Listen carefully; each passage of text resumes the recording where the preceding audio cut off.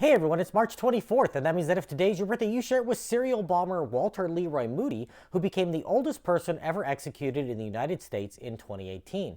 And that is him right up there. Born in 1935, Moody grew up in a small town in rural Georgia, spending his free time tinkering with machinery, according to the New York Times. I can't find many details about his childhood, but he graduated high school in 1953 and served in the military until 1961. Upon his discharge, he pursued a career as a neurosurgeon, but his grades weren't good enough to get into medical school, and he took some classes in law but never graduated. Moody was subjected to psychological evaluation in 1967, in which the doctor who conducted it said that he was harboring violent thoughts and that he was afraid he would end up committing an act of destruction towards society. He was right, because in 1972, Moody built his first pipe bomb, intending to send it to a car dealer who had repossessed his vehicle.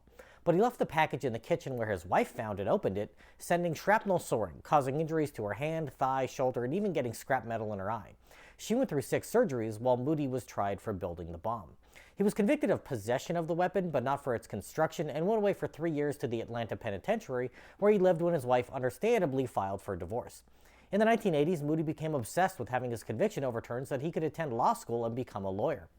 He presented fabricated evidence in court, and his petition was denied.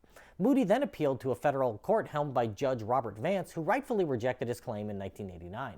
That summer, he decided to get revenge and built a bomb with his girlfriend, who he sent to purchase materials to use on the device.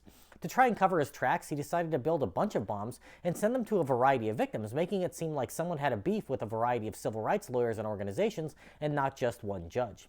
He first mailed a tear gas bomb to the NAACP in August, and in December he mailed 4 pipe bombs to the homes of Judge Vance, civil rights attorney Robert Robinson, a federal courthouse in Atlanta, and the Jacksonville office of the NAACP. The first 2 were opened with deadly consequences, with Vance and Robinson being killed. The 3rd and 4th were intercepted and defused, with one of the men on the ballistics team recognizing that they were built in similar fashion to the one Moody had constructed 17 years prior. After his arrest in 1990, all judges in the area recused themselves, and the trial was presided over by a judge from Minnesota. Initially sentenced to 7 life sentences on the federal charges, he was later tried in Alabama state court and sentenced to death. While on death row, he ran a Ponzi scheme by mail, defrauding an elderly woman in Florida in 2015, so he probably would have loved NFTs, but he didn't live to see them. After a last meal of a Philly cheesesteak, Dr. Pepper, and M&Ms, his sentence was carried out in 2018, when at the age of 83 he became the oldest person ever executed in the United States.